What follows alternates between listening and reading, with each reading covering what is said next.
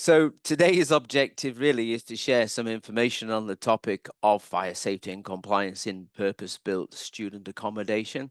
Okay, so legislation, so much legislation. So what are the important ones for student accommodation? So the first one is really the regulatory reform, the Fire Safety Order of 2005. And this is the primary legislation that governs fire safety in non-domestic premises.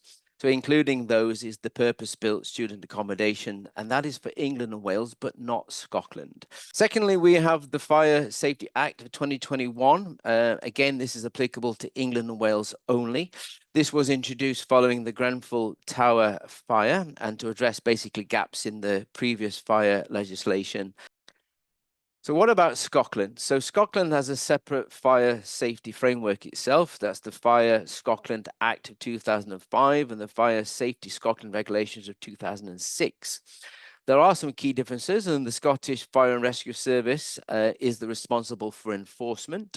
Whereas Wales, whilst it does follow the Regulatory Reform Order of 2005 and the Fire Safety Act of 2021, but for some reason, it's introducing some of its own measures as well. I don't know whether there's a need to be different here, but not only the Building Safety Act, which applies to England and Wales, which has introduced those stricter safety measures for their higher risk buildings, including the PBSAs. The Welsh Building Safety Bill, which is up and coming, is expected to add further compliance requirements for asset managers. You also have another code to be aware of, and that's the code of the student accommodation, which sets safety compliance standards for higher education institutions in England and Wales. So key compliance requirements under this code does cover the installation of fire alarms and detection systems in all student accommodation buildings. Fire sprinkler systems in the higher risk and higher rise buildings are compulsory. Clearly marked evacuation routes and fire exits are essential. And of course, regular fire drills and emergency preparedness training for students. And that's a key measure there, is that you have got to involve the student. So the one thing that never is to be missed or overlooked is don't underestimate the power of the fire risk assessment. So it's one of the most important legal requirements for an asset manager.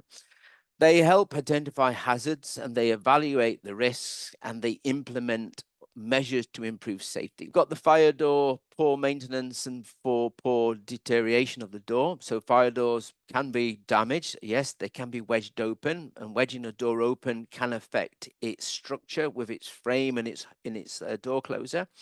So you might have got faulty self-closing mechanisms as a result of them being wedged open.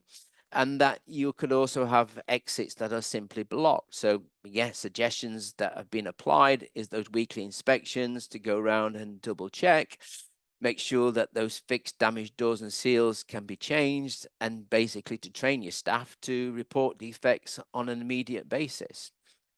Low student engagement in fire safety. So that was one of the issues, remember, from the Cube fire, was that students often ignore safety rules, so leading to blocked exits or tampered alarms. So some of the evolution now is that there is now interactive training apps and virtual reality fire drills and student ambassadors. You can conduct regular fire drills to hopefully include that fire safety in those inductions and to encourage peer-led awareness to promote those good habits.